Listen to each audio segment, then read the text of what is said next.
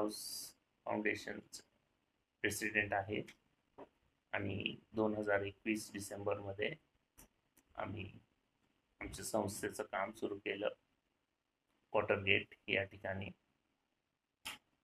मला प्रेरणा सोशल सर्व्हिससाठी इथून मिळाले की माझे 2-3 प्लॉट्स होते ग्रामीण क्षेत्रामध्ये आणि मी तिथं जायचो परिस्थिती बघायला वगैरे आणि लोकल लोकांशी संबंध ठेवून मला बरेच काय गोष्टी कळाले की जरी आपण 21 शताब्दीमध्ये आलो आहे तरी खूप काय एरियाज आहे महाराष्ट्रामध्ये जे खूप मागास आणि अंडर डेव्हलप्ड आहे.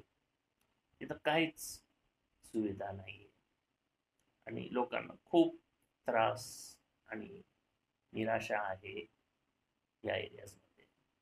तर आम्ही चॅलेंज घेतलं की कुठं ना कुठं आपण सुरुवात करू त्यांचे काही प्रॉब्लेम्स सोडवण्यासाठी. आणि आम्ही सुरुवात केली काय मेडिकल औषधं वगैरे, टूथब्रश, टूथपेस्ट आणि केसामध्ये तेल टाकायचं, हे सगळे जे बेसिक हायजीनचे प्रोडक्ट्स आहेत त्या वाटून आम्ही सुरुवात केली.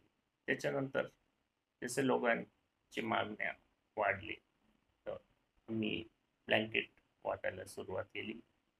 आजपर्यंत आम्ही जवळजवळ 50,000 ब्लँकेट वाटप केले आणि त्याच्यानंतर खूप मागणी होती काय ग्रामीण क्षेत्रामध्ये स्ट्रीट लाईटसाठी, कारण रात्री लोकांना भीती वाटायची बाहेर यायला, साप वगैरे आणि जंगली जनावर असतात खेडेपाड्यामध्ये. तर आम्ही स्ट्रीट लाईट्स लावले बरेच ठिकाणी सोलरचे आणि काय ठिकाणी रेंज नव्हते त्या खेडेपाड्यामध्ये आम्ही बूस्टर लावले आणि रेंज आम्ही सुरुवात केली. तिथं VS मध्ये आम्ही किट वाटप करत आहोत आणि पुढे पण आम्ही काम चालूच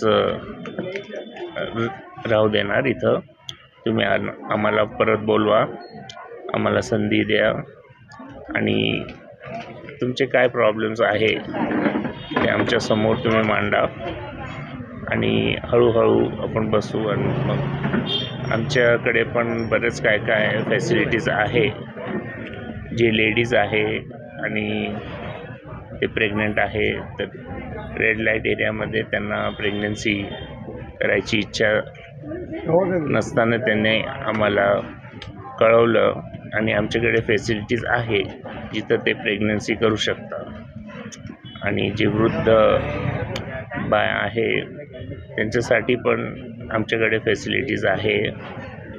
तर तुम्ही आमच्याबरोबर संपर्क करा आणि पुढं आपण बरंच काय चांगलं काम करू. आणि मी रेड हाऊस फाउंडेशनच्या वतीने तुमचं खूप आभार मानतो. आम्ही एक ते आपलं रेड हाऊस फाउंडेशन आहे. हे फाउंडेशन आम्ही 3-4 वर्षापूर्वी स्टार्ट केलं होतं. आमचा एकच धोरण होता, गरिबांचा कसा बघायचा. आम्ही हॉस्पिटलमध्ये काम करताय, तेलंगणामध्ये काम करताय, सगळे बाजू काम करताय. गरिबांना आमचे संतूर कुकडे साहेब आहे, फक्त त्यांना सांगायचं की काय आपल्याला करायचं आहे. आम्ही त्याला संतूरबाई ICIचा प्रॉब्लेम आहे, एक कॅन्सर पेशंट आहे, लॅप्रेसी पेशंट आहे, रेड लाईट एरियाचा एरिया आहे. कोविडमध्ये आम्ही कामं करत होते आणि सगळ्यांना पोचवलं आहे. आणि साहेब म्हणले तर हे देवाने असा फरिश्ता पाठवला आहे तेव्हा त्याच्या तोंडात नाही आहे काय पाहिजे, 1 रुपया नाही 10 रुपये द्या, खर्च करा त्यांच्यावर.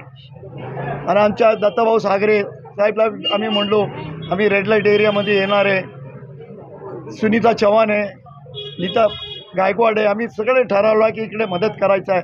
तो साहेबांनी ताबडतोब आम्ही किटा तयार केले. अजून आम्ही 300-400 किट तयार करणार आहे, लोकांना वाटायचं आहे. भरपूर आम्ही कमिटमेंट केले पुणेमध्ये. आज किती किट वाटले? आज आम्ही 200 किटं वाटले सर. किती महिलांना त्याचं हां, आज आम्ही संध्याकाळी 100 वाटणारे सगळे मुसलमान समाजचे ईद आहे, लई गरीब लोक आहेत सगळे पेठ एरियामध्ये, तिकडे देणार आहे आम्ही.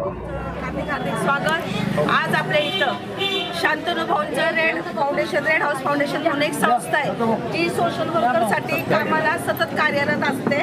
तर त्या संस्थेमार्फत आज आपल्याला इथे किट वाटण्याचा धान्य वाटपाचा कार्यक्रम आपण आयोजित केला आहे. त्याबद्दल आपण शांतनु भाऊंचं दत्त सागरेंचं इथं हार्दिक टाळे वाजवून स्वागत करणार आहे. पहिली गोष्ट तर शांतनु भाऊंच्या हातनं आपण सुरुवात करतो. 1 मिनिट, एक जण यायचं इकडनं या.